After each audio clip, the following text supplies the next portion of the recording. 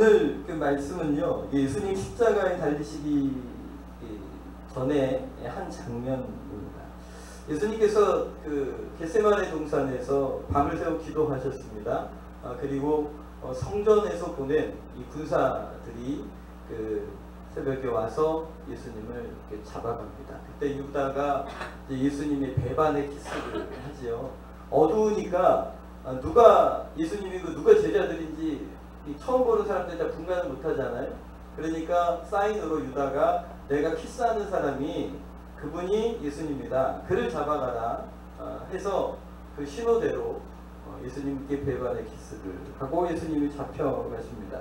예수님이 잡혀가신 그 장소가 어디냐면 당시 대제사장이었던 가야바가 있었던 관청에 잡혀갑니다. 그리고 그곳에서 이제 소위 이제 신문을 당하죠. 예수님께 물어봅니다. 네가 정말 하나님의 아들이냐? 예수님 그렇다고 얘기할 때 신성모독이 돼버려서 죽이자고 결정이 난 거예요. 근데 당시에 이스라엘은 로마의 식민지였기 때문에 이스라엘의 공권력으로는 사람을 죽일 수가 없었습니다. 그러니까 예수님을 죽일 작정을 했는데 공식적으로 자기들 힘으로는 죽일 수 없으니까 예수님을 어디로 넘기냐면 빌라도, 당시 이스라엘의 총독이었던 빌라도에게 예수님을 넘기죠. 그리고 거기서 또 한 번 또 재판을 또 하게 됩니다. 그래서 이 대제사장들이 예수님을 죽일 생각을 하고 있기 때문에 거짓 증인들을 세우고요. 거짓 예수님을 향하여 증거들을 드러내기 시작을 합니다. 그런데 뭐 거짓말로 만든 일들이 잘 이렇게 들어맞지가 않잖아요. 그리고 또 중요한 건 빌라도가 당시 이스라엘의 총독으로서 이스라엘 가운데 그 예수님이 당시 아이돌이셨어요. 뭐였다고요? 아이돌. 예, 30밖에 안 되셨어요. 30 살짝 지나셨어요. 30 살짝 지나셨는데 예수님이 다니시면 뭐 5,000명씩 3,000명씩 막 이러고 남자, 그때는 저기 오빠 부대는 아니고 형님 부대였어요. 예, 남자들이 5,000, 남자들만 3,000. 막 그러면 여자들은 오직이나 했겠습니까? 예. 제가 윤영주 장로님이시죠. 옛날에 트윈폴리오 하실 때 그때도 굉장하셨나봐요. 막 사람들이 와가지고 막 단추 뜯어가고 막 뭐 옷 찢어가고 막 그랬다고 그러더라고요. 그러니까 우리 시대로 하면 예수님이 아이돌이셨어요. 그러니까 예수님이 다니는 곳곳마다 막 사람들이 몰려다니는데 식민지 치하에서 그렇게 사람들을 몰고 다니는 사람을 이 정부에서 그냥 벗겠습니까? 그냥 안 받죠. 그래서 자세하게 조사를 하고 다녔어요. 예수님 무슨 일을 하는지, 예수님은 무슨 말씀을 하시는지, 어떤 사람을 만나는지 다 쫓아다니면서 기록하고 있었단 말이에요. 그러니까 빌라도도 예수님이 누구신지, 그가 무슨 일을 하셨는지, 무슨 말을 하셨는지 다 알고 있었습니다. 그런데 대제사장들을 통하여 이렇게 들어오는 정보들이 다 거짓되거나 조작된 것에 대하여 빌라도가 이제 알고 있었던 거죠. 그러니까 굳이 빌라도 입장에서는 예수님을 십자가에 달 만한 이유가 없었던 거예요. 그래서 빌라도가 원래 그렇게 착한 사람이 아니에요. 빌라도가 얼마나 유대인들을 핍박하고 그 당시 그래서 밀란들이 몇 번이나 일어날 뻔하고 수습을 하고 해갔는지 모릅니다. 그러니까 빌라도 입장에서도 이 예수님과 관련된 일이 그렇게 커다랗게 벌어지기를 원치 않았던 거죠. 그냥 때려서 놓겠다. 그러는데도 이 대제사장들이 군중을 선동해가지고 십자가에 못 박으려고 아주 몰아갑니다. 그래서 빌라도가 생각해낸 게 이 당시에도 특별 사면이 있었습니다. 유대인들 달래주기 위해서 1년에 한 번씩 원하는 죄인들을 풀어주는 거였죠. 그래서 생각해낸 게 당시 예수님과는 조금 더 비교해서 우위를 겨룰 만한 존재가 아닌 거예요. 밀란을 벌이고 살인을 한 바나바라는 사람을 앞에다 갖다 놓고 둘 중에 누구 선택할 거냐고 물어보면 군중들이 당연히 예수님을 선택한 줄 알 거죠. 그러니까 이건 비교가 안 될 사람이니까. 그렇게 세워놨더니 제사장들이 군중들을 선동해가지고 예수님을 십자가에 못 박으라고 막 밀란이 일어날 것까지 흥분을 해버렸어요. 그래서 이거 안 되겠다 싶어서 빌라도가 군중과 한 번 더 협상을 벌이다가 결국 내주고 맙니다. 우리 14절 15절입니다. 다시 한번 읽겠습니다. 빌라도가 이르되 어찌 미냐 무슨 악한 일을 하였느냐 하니 더욱 소리를 지르되 십자가에 못 박게 하소서 하는지라. 빌라도가 무리에게 만족을 주고자 하여 바라바를 놓아주고 예수는 채찍질하고 십자가에 못 박히게. 대제사장들이 이긴 거예요. 군중이 이긴 거예요. 그래서 결국 예수님이 십자가에 달리게 된 것입니다. 오늘 이렇게 빌라도가 예수님을 그래도 풀어주려고 했었던 몇 가지 이유가 있는데요. 우리 마태복음 27장 18절 19절 같이 한번 보겠습니다. 이는 그가 그들의 시기로 예수님을 넘겨준 줄 알미더라. 총독이 재판장석에 앉아있을 때에 그의 아내가 사람을 보내어 이르되 저 오른 사람에게 아무 상관도 하지 마옵소서. 오늘 꿈에 내가 그 사람으로 인하여 애를 많이 태웠나이다. 그러니까 정치적인 이유였기도 하고 또 대제사장들의 우중이 무엇인지 알고 있었기 때문이기도 하고 또 아내가 꿈을 꿔서 경계해 준 것이죠. 그 얘기를 듣고는 어쨌든 예수님을 좀 풀어주려고 노력을 했지만 이 대제사장들의 예수님을 죽이려고 하는 시도들을 막아낼 수 없었습니다. 그렇게 이제 가만 생각해 보면 이 일을 물론 지금 대제사장들이 하는 것 같고 군중들이 하는 것 같지만 이 모든 배후의 역사를 마귀가 끌고 가고 있는 거예요. 그러니까 마귀의 목적이 지금 예수님을 죽이려고 하는 거예요. 마귀의 계획이 예수님을 십자가에 못 박으려는 거였어요. 예수님이 처음 공생애를 시작하셨을 때에 예수님을 마치 첫사람 아담을 미혹해서 그를 넘어뜨렸던 것처럼 예수님도 넘어뜨리려고 마귀가 40일 금식한 후에 예수님께 찾아와 유혹했죠. 예수님께서 유혹을 받으시고 어떻게 하셨나요? 물리치셨잖아요. 기록되었으되 말씀대로 선포하셔서 사단의 유혹을 깨트려내시고 넘어지지 않으셨어요. 그러니까 마귀가요, 자기가 유혹을 하는데 그 유혹에 넘어오지 않으니까 이제 예수님을 아예 죽이기로 결정을 하는 겁니다. 그리고 십자가에 죽이려고 했어요. 나무에 매달아 죽이려고 했어요. 그러니까 여러분, 십자가가 마귀의 계획이었다는 거예요. 마귀의 계획도 예수님을 십자가에 못 박아 죽이는 거예요. 왜냐하면 마귀도 성경의 이 말씀을 알고 있었거든요. 우리 신명기 21장입니다. 21장 23절 같이 있죠. 22절부터 읽겠습니다. 사람이 만일 죄를 범하거든 내가 나무에 달거든 그 시체를 나무에서 밤새도록 두지 말고 당일에 장사하여 내 하나님 여호와께서 내게 기업으로 주는 땅을 더럽히지 말아라. 나무에 달린 자는 하나님께 저주를 받았느니라.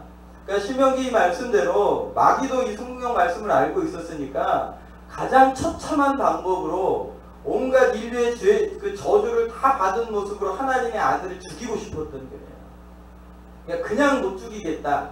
그냥 내가 네 목숨을 그냥은 못 가져가겠다. 가장 고통스럽게, 가장 수치스럽게 내가 너를 하나님의 아들을 내가 반드시 나무에 달아 죽이리라. 이게 이제 마귀의 계획이었습니다. 그리고 마귀의 계획대로 됐어요. 결국은 빌라도가 조금 예수님을 풀어주려고 했지만 마귀가 대제사장의 마음을 움직여 시기하게 하고 사람들의 거짓 증인들을 세우고 마귀가 군중들의 마음을 움직여 예수님을 십자가에 못 박았다는 것이죠. 그러니까요, 십자가가 마귀의 계획이었습니다. 근데 제가 혹시 지난주에 무슨 설교인지 기억나시나요? 십자가가 누구의 계획이었다고요? 지난주에요. 네, 오늘은 제가 십자가는 마귀의 계획이었습니다. 이랬는데요. 지난주에 것까지 물어보면 예의가 아니죠. 예, 죄송해요. 네. 지난주에 가정을 창조하신 게 하나님의 뜻이라고 말씀드렸죠. 그래서 십자가도 누구의 계획이라고요? 하나님의 계획이었고 하나님의 아이디어라고 말씀드렸어요. 마귀의 계획도 십자가고 하나님의 계획도 십자가였다고요? 그런데 그렇다는 거예요. 하나님께서도 예수님을 십자가에 달려 죽이기 원하셨어요. 또 그렇게 하셔야 했어요. 하나님도 이 신명기 21장에 이 말씀을 기억하고 계셨어요. 나무에 달아 죽인 사람이 저주를 받은 사람인 거예요. 예수님을 그냥 죽이시지 않고 온 인류의 저주를 다 감당해 내셔야 했기 때문에 그 모습으로 십자가에 달리셔야 했어요. 예수님도 그걸 아셨기 때문에 겟세마네 동산에서 기도하시면서 할 수 있거든. 이 잔을 내게서 옮겨주십시오 라고 하나님께 기도했던 이유도 예수님께서 앞으로 벌어질 일들이 무엇인지 알고 계셨기 때문이에요. 하나님의 계획이 뭔지 알고 계셨기 때문이죠. 그런데요, 결과론적으로 보면 하나님의 계획도 십자가였고 마귀의 계획도 십자가였다는 말이죠. 그런데 여기서 이제 갈라지는 겁니다.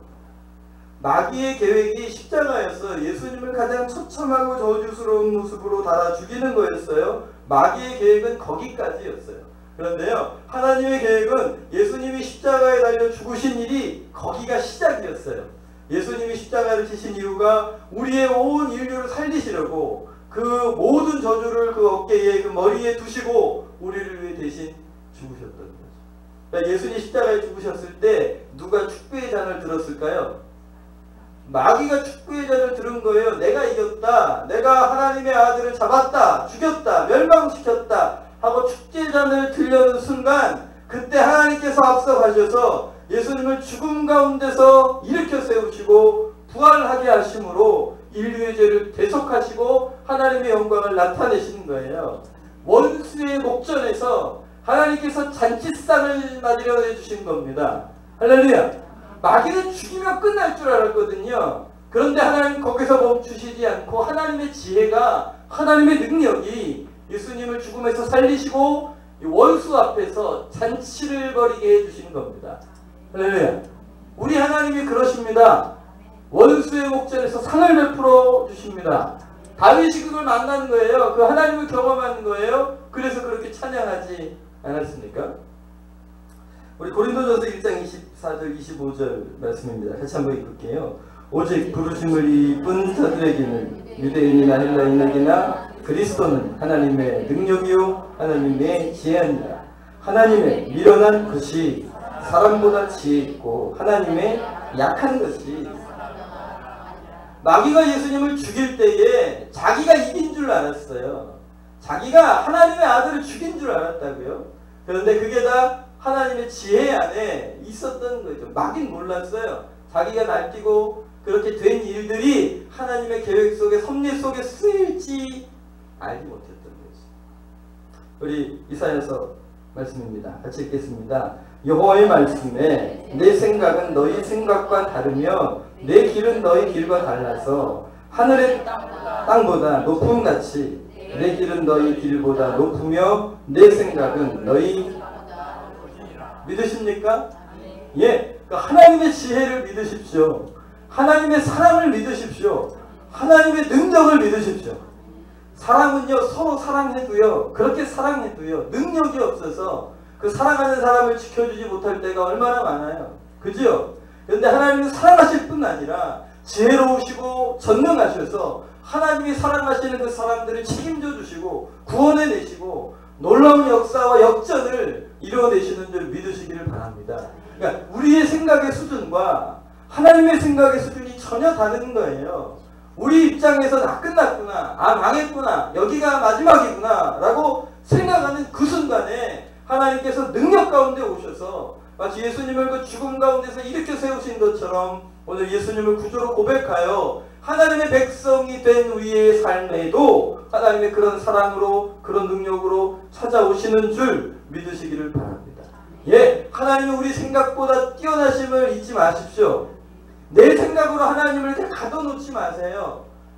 앞뒤 좌우가 다 막혔다고, 난 더 이상 방법이 없다고 포기하려고 하는 그 순간에도 말입니다. 하나님은 그 순간에서도 기적을 일으켜 하나님의 영광을 나타내실 수 있는 분입니다. 원수가 이겼다고 자기들끼리 잔치상 벌이려고 하는 그 순간 앞에서 말입니다. 하나님의 백성들을 일으켜 세우사 원수의 목전에서 상을 베풀어 주님이 역사해 주실 것입니다.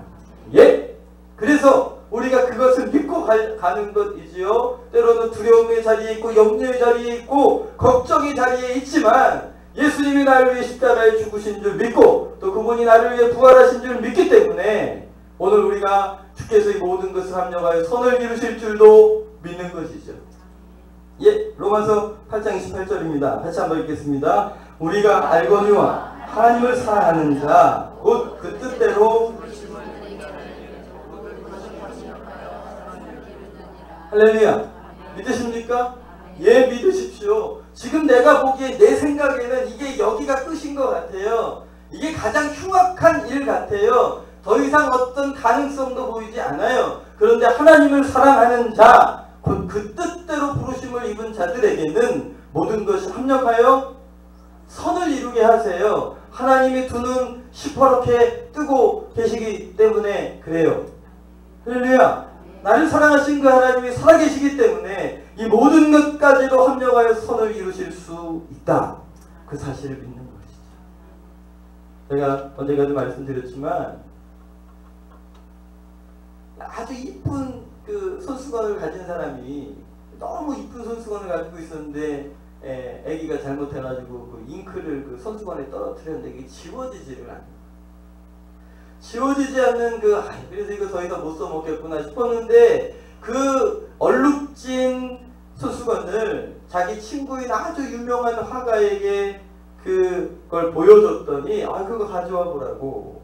그래서 그 화가의 손에 그 손수건을 맡겼더니 그 얼룩진 얼룩 위에다가 그 화가가 그림을 그려준 거예요. 얼룩을 이용해서 말입니다.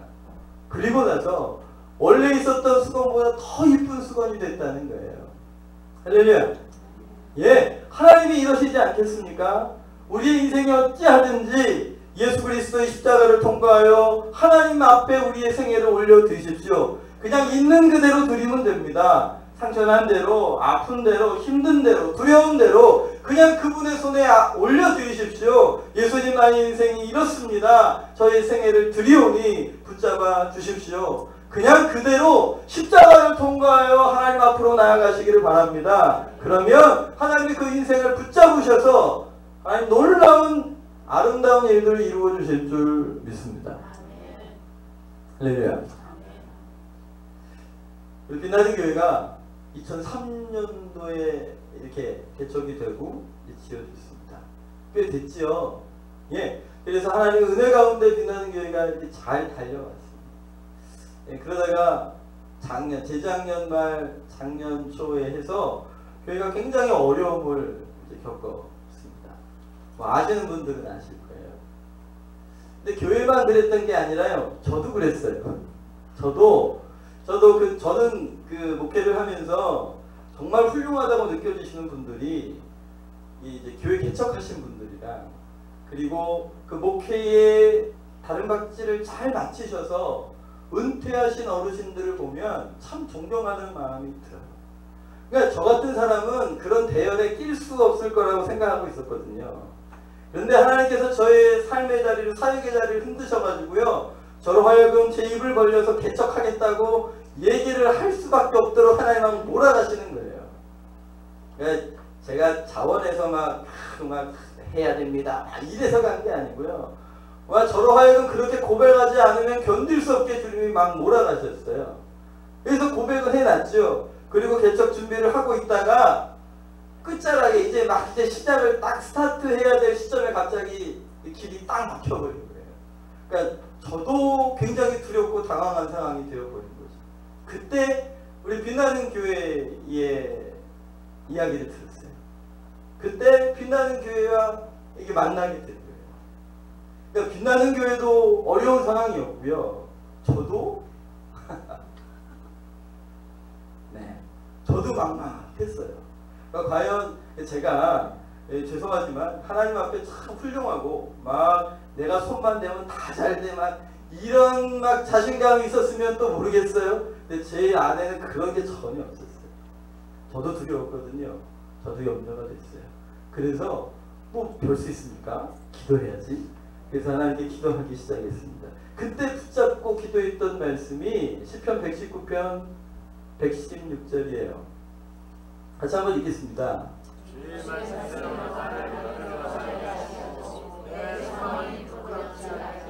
네, 무슨 마음이 느껴지십니까? 꼭 제 마음 같은 거예요. 주님, 주의 말씀대로 살려주십시오. 이거 주님이 안 도와주시면 이 제가 못 살 것 같은 거예요. 주의 말씀대로 저를 살려주십시오. 내가 예수님을 바라보고 성도들 앞에서 이렇게 쩌렁쩌렁 뭐 예수님을 바라보십시오, 뭐 두려움이 어쩌고 막 이렇게 설교하는 사람이 정작 자신의 인생 가운데 그런 일이 벌어졌을 때에 내가 하나님 앞에 소망을 이야기하고 희망을 얘기했던 사람인데, 하나님 그 소망이 부끄럽지 않게 해주십시오. 그게 제 기도 제목이 되더라고요. 지금도 이 기도해요. 근데요, 제가 이 말씀을 붙들고 기도해요. 이게 여러분들 말씀 기도라는 게 있습니다. 우리가 이제 하고 싶은 기도를 막 하는 기도도 있지만, 성경에 있는 말씀의 구절을 나의 기도의 언어로 바꿔서 그대로 기도를 하는 거예요. 그 뭐 말씀을 가지고 기도를 하니까요, 그것만큼 온전한 기도가 어디 있겠습니까? 그것만큼 온전한 고백이 어디 있겠어요? 그러니까 더군다나 오늘 이 시편 119편 116절은 그냥 그 성경 말씀 자체가 기도문이잖아요. 그러니까 이거 붙들고 기도하는 것 되는 거지요. 하나님 말씀대로 나를 좀 살려주십시오. 소망이 부끄럽지 않게 해주십시오. 그것이 저희 기도 제목이 되어 하나님 앞에 기도했어요. 주님 말씀대로 저를 살려주십시오. 말씀대로 소망이 부끄럽지 않게 해주십시오. 네, 여러분 이제 기도하시다 보면 이게 이제 주님의 임재를 느끼지요. 기도하시다 보면 주님이 이 기도를 기뻐하시는지 좀 별로 좀 시큰둥하게 들으시는지 그 느낌들이 좀 있으시죠. 이상한 거는 제가 분명히 성경에 있는 대로 토시도 안 틀리고 그 소망이 부끄럽지 않게 해주십시오 기도하는데 다음 기도로 못 넘어가겠는 거예요. 뭔가 하나님이 흡족해 하시는 것 같지 않아요. 제 마음에 그래요. 왜 그러실까? 나는 분명히 성경의 말씀대로 기도했는데, 근데 자꾸 그 마음이 계속 걸려요. 그러면서 하나님께서 제 기도를 바꾸시는 거예요. 하나님 말씀대로 나를 살려주시고 소망이 부끄럽지 않게 하시니 감사합니다. 여러분 이 차이가 뭔지 아시겠습니까? 지금 저는 상황이 전혀 바뀐 게 없거든요. 저는 여전히 상황이 그 상황이거든요. 여전히 불안하고 염려가 되거든요. 저는 그래서 살려달라고, 부끄럽지 않게 해달라고 기도하는 건데 하나님이 이 기도를 딱 받으시고 흡족해 하지 않으시는 거예요. 오히려 저희 기도를 바꿔주시는 거예요. 하나님 말씀대로 살려주시고 소망이 부끄럽지 않게 하시니 감사합니다. 감사합니다. 감사합니다. 이 기도를 하고 나서야, 제 기도가 바뀌고 나서야 하나님 마음에 뭔가 기뻐하시는 것 같은 거예요. 하나님 마음에 뭔가 흡족해 하시는 것 같은 거예요. 이 기도가 바뀌고 나서야 다음 기도로 넘어갈 수 있었어요. 이게 저에게는 마치 계시였어요. 저에게는 응답이었던 거죠. 아, 하나님이 부끄럽지 않게 하시려나 보다.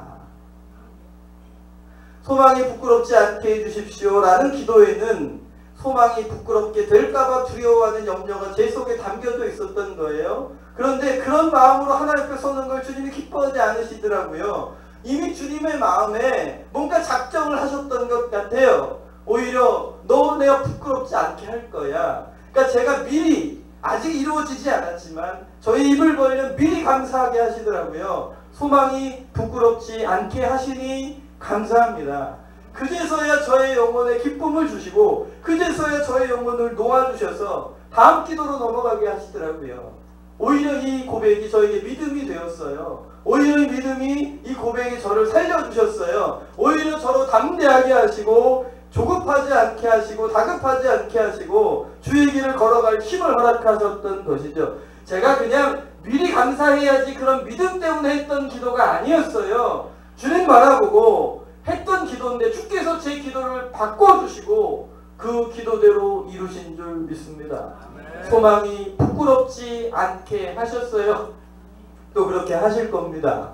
그래서 미리 감사를 받아내시더라고요. 그걸 또 당신이 믿음으로 기뻐해 주시더라고요.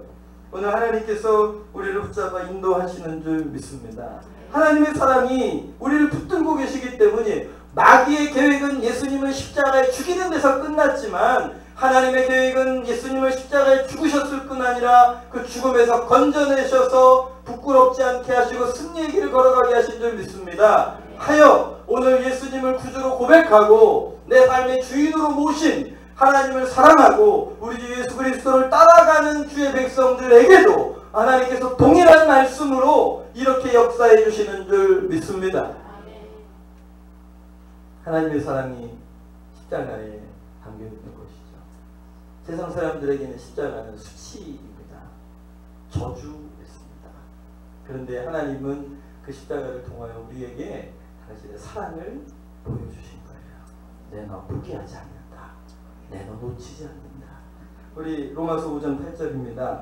우리가 아직 죄 있을 때에 그리스도께서 우리를 위하여 죽으심으로 하나님께서 우리에 대한 여러분 하나님의 사랑이 의심스러우십니까? 하나님 정말 날 사랑하시나? 나에게 정말 좋은 것 주시나? 참으로 나의 생애를 온전히 인도하실 것인가? 그 사랑이 의심스러우십니까? 그러면 십자가를 바라보시면 됩니다. 하나밖에 없는 아들을 죽이셨어요. 내가 주님 앞에 좀 멋지고 이쁘고 의롭게 살고 착하게 살 때 나를 위해 죽어주신 것이 아니라 내가 죄인 되었을 때 말입니다. 내가 순종하지 않을 때 말입니다. 내가 하나님께 원수 되었을 때 말입니다. 그때 하나밖에 없는 아들을 죽이시면서까지도 나를 구원해내시기로 작정하셨던 거예요. 그 아들을 그 저주받은 십자가에 매달아 놓으시면서 나를 구원하러 하셨던 것이죠. 하나님의 사랑이 의심스러우시면 십자가를 바라보십시오. 내 앞에 있는 환경이나 내가 기도했던 어떤 응답들을 바라보지 마십시오. 상황이나 환경이나 감정이나 사람들은요 쉼없이 바뀌지 않습니까? 그런데 변하지 않는 하나님의 사랑의 확증이 있습니다. 예수 그리스도의 십자가입니다. 그런데 십자가를 바라보십시오. 저분이 왜 저기 죽으셨나? 어떻게 부활하셨나? 그분이 나를 위해 오늘 어떻게 일하고 계시는가? 그래서 사도 바울이 고백하지요. 우리 37절부터 읽겠습니다. 그러나 이 모든 일에 우리를 사랑하시는 이로 말미암아 우리가 넉넉히 이기느니라. 내가 확신하노니 사망이나 생명이나 천사들이나 권세자들이나 현재일이나 장래일이나 능력이나 높음이나 깊음이나 다른 아무 피조물이라도 우리를 우리 주 그리스도 예수 안에 있는 하나님의 사랑에서 할렐루야. 그 사랑에서 끊을 수 없어요. 시편에 인자하심이라고 번역되어 있는 성경을 영어로 unfailing love라고 되어 있습니다. 그러니까 실패함이 없는 사랑 말입니다. 하나님이 우리를 향한 사랑은 실패가 없어요. 할렐루야. 그분이 한번 우리를 추적하시기 시작하시면 절대 놓치지 않으세요. 그러니까 도망다니지 마세요. 그분이 한번 우리를 쫓기 시작하면 주님 우리를 놓치지 않으십니다. 내가 막 원래 사람이 죄 짓고 마음 상하고 그러면 빛 앞에 서는 게 싫어요. 여러분들 집에서 한번 싸움이라도 대판해 보십시오. 교회 오고 싶은가? 오고 싶지 않으시죠? 우리 가운데 어둠이 있으면 빛 가운데 있고 싶어지지 않아요. 피하고 싶어요. 그게 좀 더 마음이 나을 것 같아요. 그런데 하나님이 추적하신다니까요. 그러니까 도망다니지 마시고 그냥 오세요. 다 아시잖아요, 하나님. 그분의 사랑이 실패가 없습니다.